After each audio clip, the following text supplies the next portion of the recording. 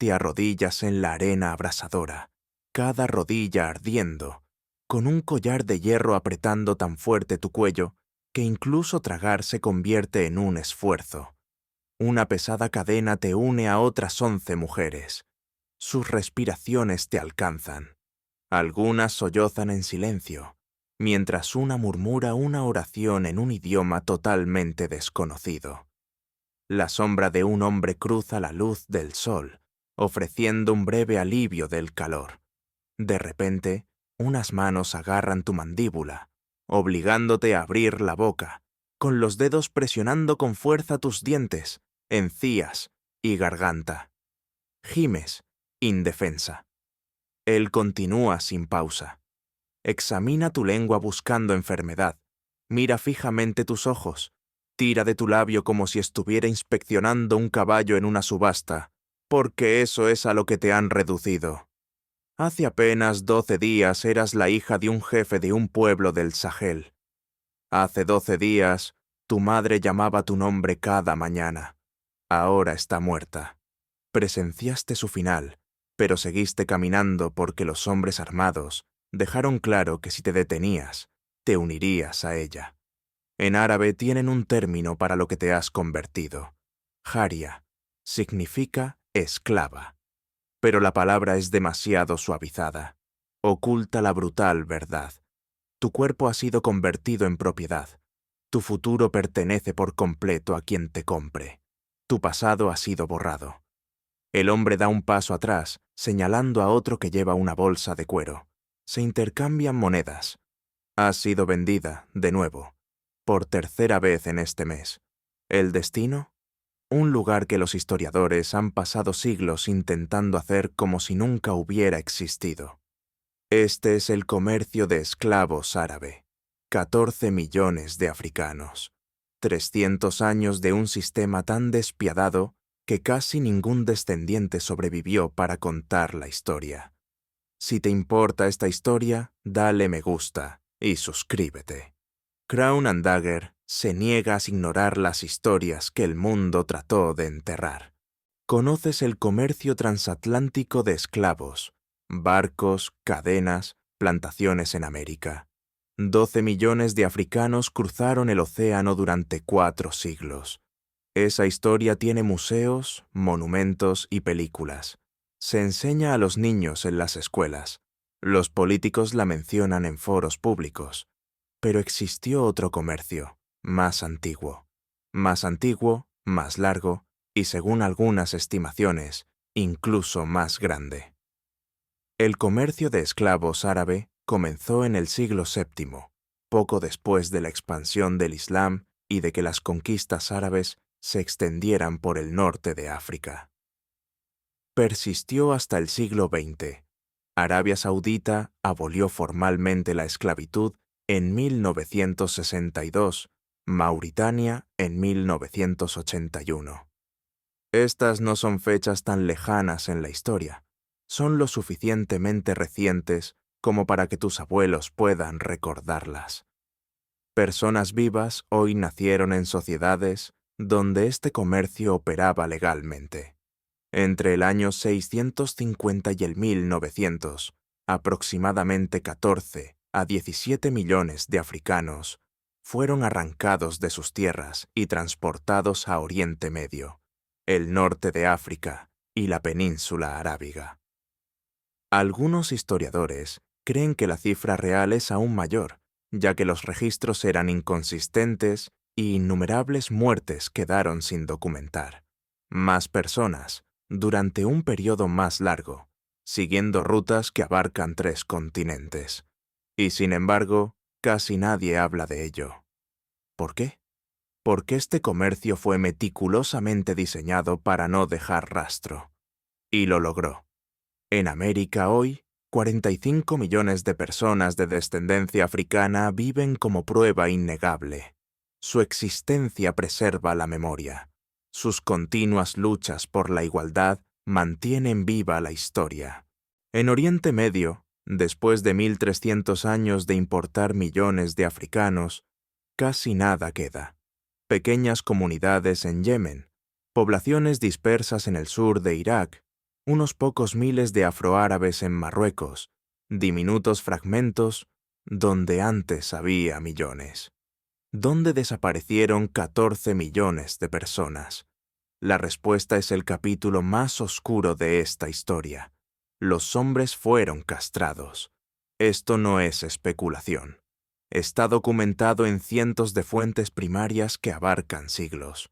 Los comerciantes árabes castraban sistemáticamente a los africanos masculinos en tasas del 80 al 90%. El procedimiento se realizaba en puntos específicos a lo largo de las rutas comerciales. Los monasterios egipcios se hicieron notorios por ello. Los monjes coptos desarrollaron técnicas que aumentaban ligeramente la supervivencia, apenas un poco. Por cada hombre que sobrevivía, 3 a 5 morían por pérdida de sangre, infección o shock. Algunas fuentes sugieren incluso una mortalidad mayor. Considera esa matemática.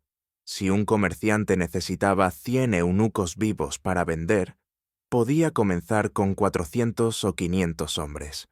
El resto moría gritando en la arena. La economía era despiadada pero calculada. Los esclavos castrados no podían reproducirse, formar familias ni establecer comunidades capaces de resistir. No dejaban descendencia que reclamara la libertad más adelante. Trabajaban, envejecían, morían y eran reemplazados por nuevos cautivos de sucesivas redadas durante 1300 años. Las mujeres, sin embargo, tenían un propósito completamente diferente.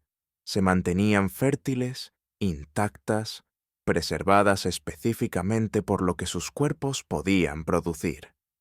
Lo que se les hacía es una historia que los registros históricos transmiten solo mediante eufemismos, silencios entre palabras y detalles indirectos considerados demasiado indecentes para escribirse claramente. El sistema exigía una alimentación constante. Los comerciantes árabes no eran ellos mismos saqueadores. Eran hombres de negocios que dirigían redes complejas a través de continentes. No atacaban personalmente los pueblos con espadas.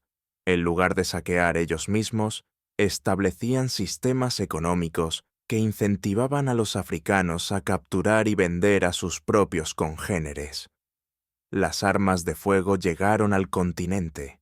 Fusiles fabricados en Europa eran canalizados a través de intermediarios árabes, junto con textiles, artículos de lujo y sal, altamente valorada en regiones del África subsahariana, a cambio de personas. El reino de Dahomey, en lo que hoy es Benín, emergió como un proveedor principal. La economía del reino se volvió dependiente de las redadas anuales de esclavos contra comunidades vecinas. El sultanato de Zanzíbar controlaba las rutas comerciales del África Oriental, mientras que el sultanato Funch de Sudán dominaba el corredor del Nilo. Los grupos tuareg gestionaban las rutas transsaharianas. Los reinos africanos libraban guerras no por territorio, sino por carga humana. Las personas capturadas eran trasladadas a puntos de recolección y vendidas a comerciantes. El sistema se sostenía indefinidamente. Más armas permitían más redadas. Más redadas producían más cautivos. Un mayor número de cautivos significaba mayor poder adquisitivo. Más poder adquisitivo permitía adquirir más armas, una máquina alimentada por el sufrimiento humano, que se fortalecía con cada vida que consumía. Las aldeas eran atacadas al amanecer, cuando la resistencia era mínima. Los guerreros rodeaban los asentamientos mientras la gente dormía. Los asaltos eran repentinos y abrumadores. Los hombres que resistían eran ejecutados de inmediato. Los hombres que se rendían eran evaluados en el acto. Edad, salud, fuerza. Los jóvenes fuertes eran seleccionados para la castración y la venta. Los hombres mayores con escaso valor de mercado eran a menudo ejecutados, mientras que las mujeres eran evaluadas según criterios completamente distintos. Los comerciantes Las inspeccionaban según normas estrictas. La edad era fundamental. Las niñas demasiado jóvenes requerían años de alimentación antes de resultar rentables. Las mujeres mayores tenían un valor reducido. El rango ideal era aproximadamente de 13 a 25 años, suficientemente mayores para sobrevivir el duro viaje por delante, suficientemente jóvenes para permanecer productivas durante décadas. La apariencia física influía enormemente en el precio. Los mercados árabes tenían preferencias específicas que los comerciantes expertos conocían bien. Ciertos tipos de cuerpo, rasgos faciales particulares. Diferentes regiones preferían distintos atributos. Las mujeres etíopes alcanzaban precios premium en casi todos los mercados. Sus rasgos se consideraban especialmente deseables, a veces vendiéndose por el doble o triple de lo que se pagaba por mujeres de otras regiones. Las mujeres que cumplían estos criterios eran separadas de inmediato.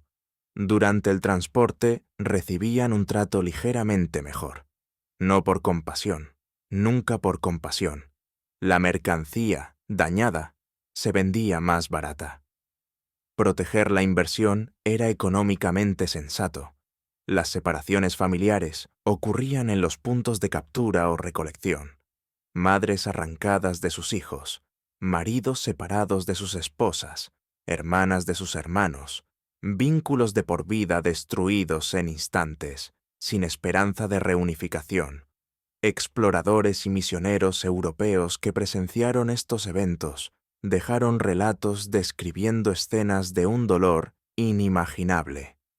Los gritos, el aferrarse desesperado mientras las familias trataban de sostenerse unos a otros por unos últimos segundos, los últimos momentos de contacto antes de que las cadenas los separaran, arrastrando a personas que se amaban en direcciones opuestas. Nunca volverían a encontrarse, nunca conocerían el destino del otro. Un misionero escribió que esos sonidos lo perseguían en sueños durante años. Recordaba escuchar a madres llamando a sus hijos décadas después. No importaba cuán lejos viajara ni cuánto tiempo pasara, los gritos lo seguían.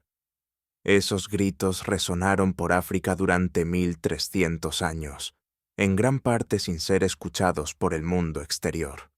Luego llegó el Sahara. Las rutas transsaharianas se medían no en millas, sino en muerte. Imagina la distancia de Nueva York a Denver.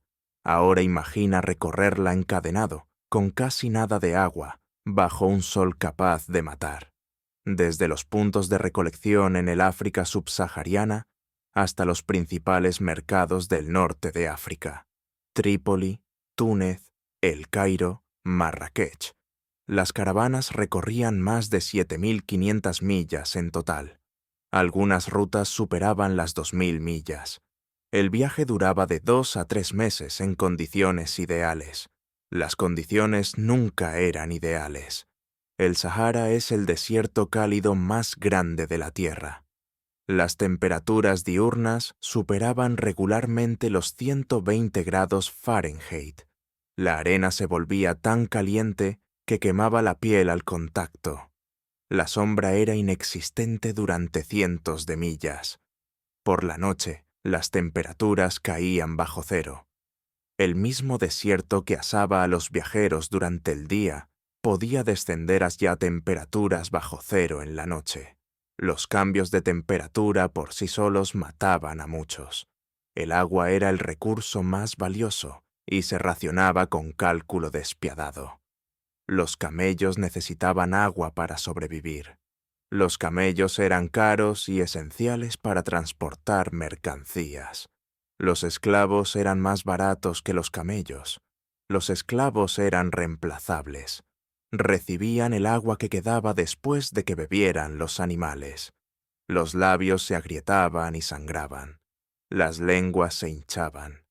La locura de la realidad. No quedaba agua, y aún quedaban cientos de millas de arena abrasadora. La comida era mínima, dátiles secos, ocasionalmente algo de carne. apenas suficientes calorías para seguir caminando, nunca suficientes para mantener la salud durante meses. Las tasas de mortalidad eran catastróficas. Los historiadores estiman que entre el 20 y el 30% de los esclavos morían durante los cruces del Sahara. Algunas caravanas perdían la mitad de su carga humana. Algunos relatos registran pérdidas superiores al 60%. Quienes caían eran dejados donde caían.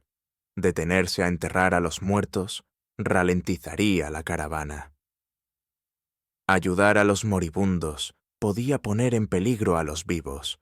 La economía del sistema no dejaba espacio para la misericordia. Muchos quedaban con vida, pero demasiado débiles para continuar. Eran abandonados en la arena mientras la caravana avanzaba, dejados a morir. Con el tiempo, los caminos del desierto se llenaron de huesos. Heinrich Barth, un explorador alemán que cruzó el Sahara en la década de 1850, registró lo que encontró. El camino estaba literalmente esparcido de esqueletos.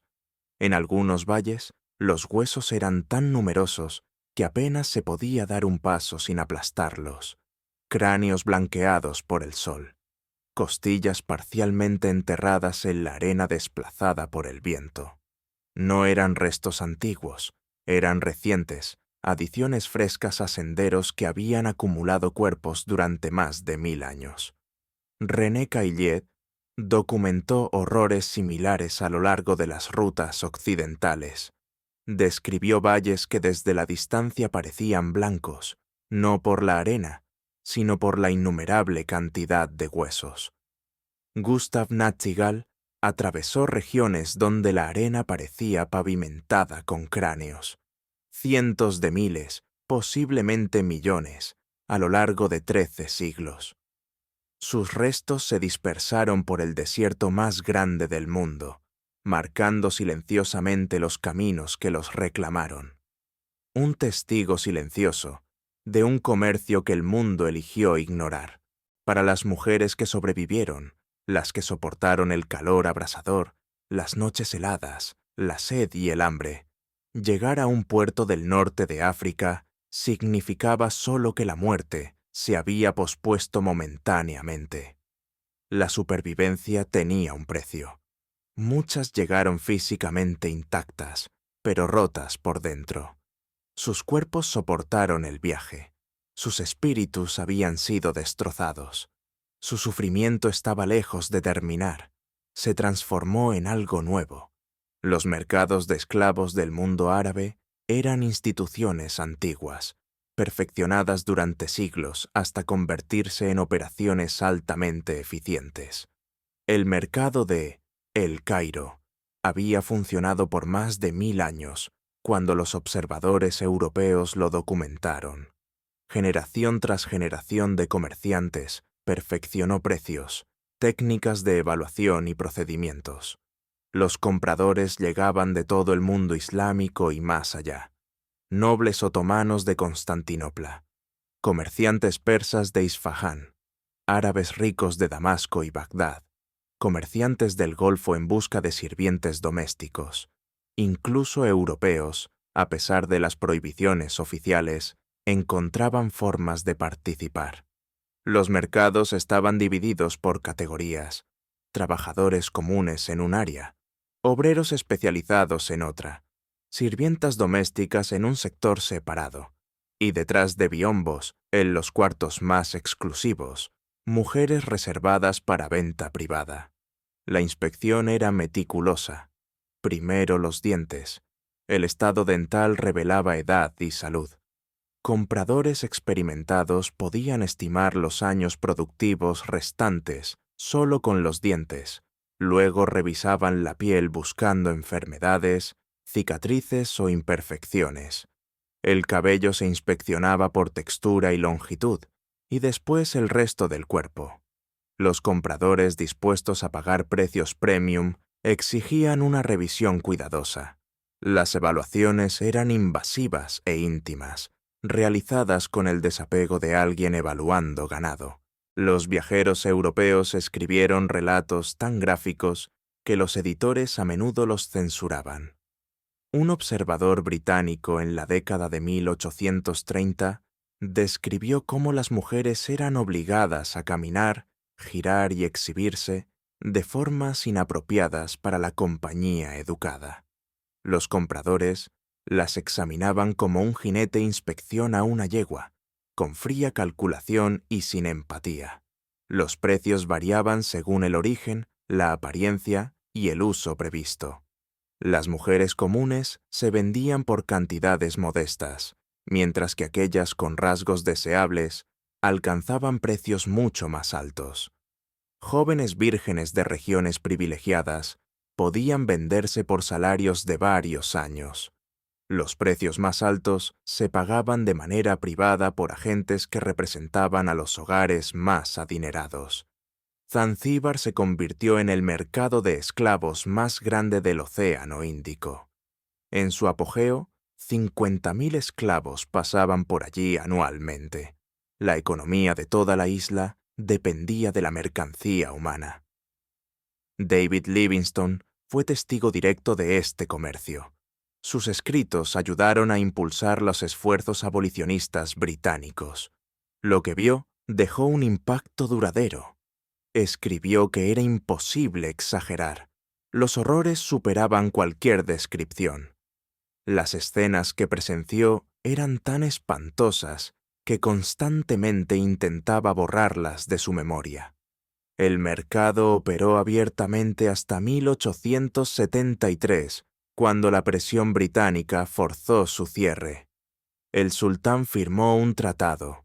Las subastas terminaron oficialmente, pero el comercio continuó en secreto durante décadas. Los barcos navegaban de noche. Las transacciones se realizaban en lugares ocultos. La demanda seguía siendo alta. Las ganancias eran enormes. Donde hay demanda, la oferta siempre encuentra una forma. El destino de estas mujeres dependía por completo de quién las comprara y con qué propósito. Los compradores adinerados a menudo construían harenes.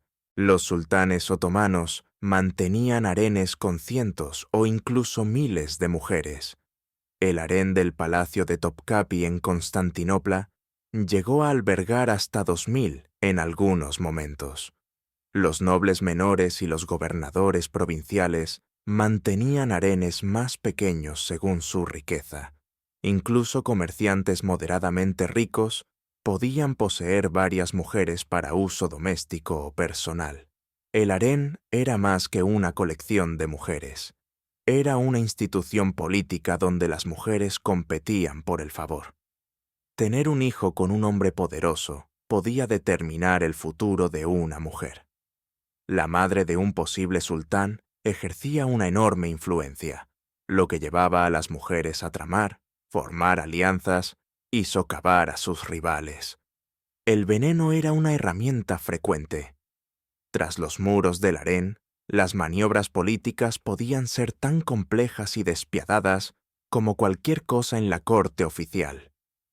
Para una mujer africana que había sido capturada, entrar en un harén significaba la erradicación sistemática de su identidad anterior. Se le daba un nuevo nombre. Hablar su lengua natal estaba prohibido. Su religión era reemplazada. Su pasado era desmantelado y reconstruido. Los instructores la enseñaban en nuevas costumbres, comportamientos y expectativas. Cómo caminar, cómo servir, qué estaba permitido y qué se castigaba. Con el tiempo, nada de su yo original permanecía. La persona que su familia conocía había desaparecido, reemplazada por alguien completamente moldeada para servir a sus dueños. Algunas mujeres lograban navegar este sistema con éxito, y muy pocas alcanzaban un poder real. Kusum Sultán ejerció influencia sobre la política otomana durante décadas, a pesar de haber comenzado la vida como esclava en un pequeño pueblo griego. Hürrem Sultán se convirtió en la esposa legal de Suleimán el Magnífico, un logro casi imposible para una antigua esclava.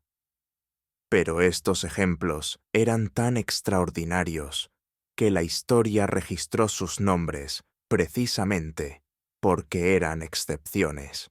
Por cada kusum, miles vivieron y murieron sin nombre, usadas hasta que ya no tenían valor y luego descartadas. Las mujeres vendidas a compradores menos adinerados enfrentaban destinos muy diferentes. Muchas se convirtieron en sirvientas domésticas con responsabilidades adicionales: cocinar, limpiar, criar hijos y obedecer siempre que su dueño lo exigiera. El consentimiento era inexistente. La negativa no era una opción. La ley islámica ofrecía técnicamente algunas protecciones para las esclavas que daban a luz. Una mujer que tuviera un hijo de su dueño era llamada Walad, madre de un hijo. Ya no podía ser vendida. Su hijo era legalmente libre. Al morir su dueño, ella adquiría la libertad. Pero estas protecciones dependían de su aplicación y en la práctica eran inconsistentes. Solo se aplicaban después del embarazo. Antes de eso, seguía siendo propiedad. Los hijos de estas uniones eran legalmente libres y a menudo reconocidos. Algunos incluso alcanzaron prominencia. Varios sultanes fueron hijos de madres esclavas, pero las madres seguían esclavizadas a menos que fueran liberadas explícitamente. Cualquier intimidad era forzada, nunca elegida. Con el paso de generaciones, estos hijos se casaron dentro de poblaciones árabes. Sus rasgos africanos se mezclaron y se diluyeron gradualmente hasta que la herencia se volvió invisible, hasta desaparecer por completo.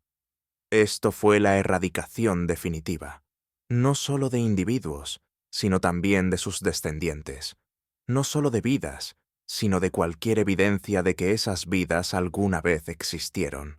La eliminación final, no solo de individuos, sino de generaciones, hasta que no quedó rastro alguno. Si todavía estás escuchando, suscríbete. Esta historia no termina aquí. El comercio de esclavos árabe no concluyó con una sola abolición dramática. No hubo proclamación de emancipación. No estalló una guerra civil por ello.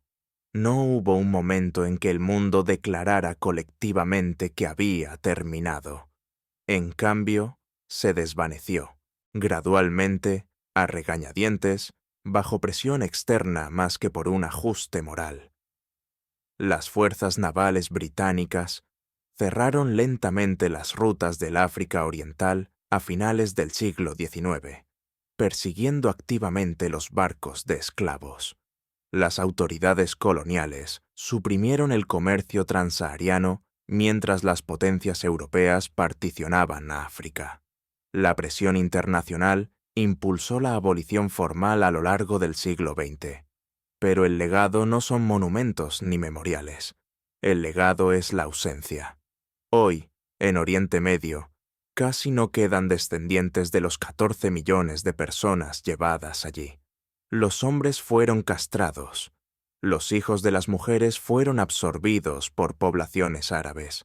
Su herencia africana diluida hasta desaparecer. Las víctimas desaparecieron tan completamente que la mayoría de la gente ni siquiera sabe que existieron. No se han hecho películas sobre ellas. Ningún día festivo conmemora su sufrimiento. Ningún discurso político las recuerda. En 2020, arqueólogos en Libia descubrieron una fosa común que contenía cientos de esqueletos. El análisis indicó que se trataba de africanos subsaharianos que habían muerto en los siglos XVIII o XIX, casi con certeza esclavos que nunca completaron el viaje, colapsando en el camino y quedando atrás mientras la caravana avanzaba. Ninguno de ellos estaba registrado por su nombre. No quedaban descendientes que los reclamaran. Nadie en ningún lugar recordaba que alguna vez habían vivido. No había marcadores funerarios, no había memoriales, no había dolientes. Solo huesos dispersos por el desierto, testigos silenciosos de una tragedia que el mundo decidió ignorar. El comercio de esclavos atlántico dejó 45 millones de descendientes que aseguran que su memoria persista. El comercio de esclavos árabe no dejó nada más que silencio.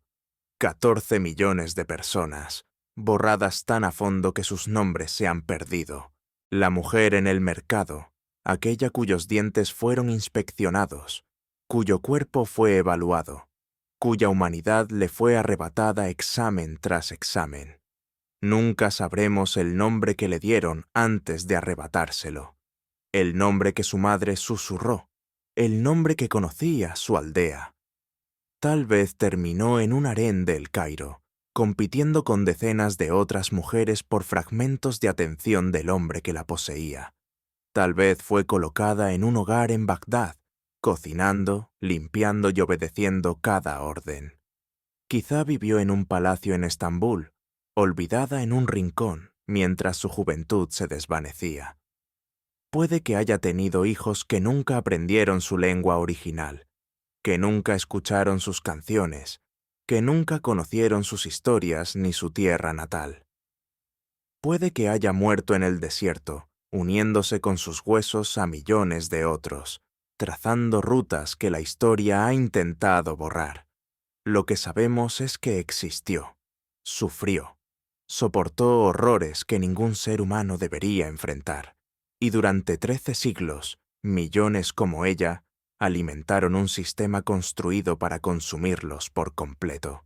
El comercio de esclavos atlántico tiene monumentos, museos, memoriales, días de recuerdo.